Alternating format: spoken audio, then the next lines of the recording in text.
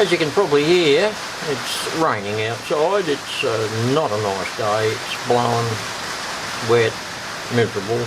So I've spent most of the morning in here in the shed, tidying up, getting things ready.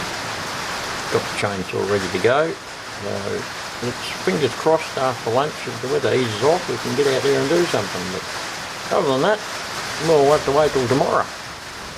So we'll see what happens.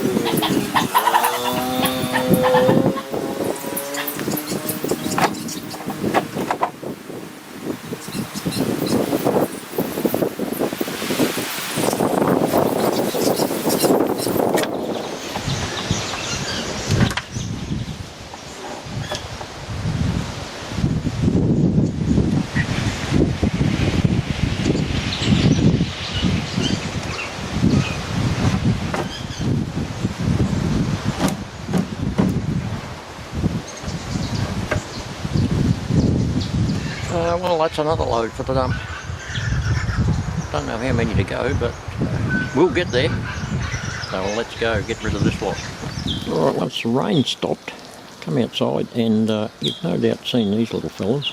Electric, handheld, cordless, little tiny chainsaws.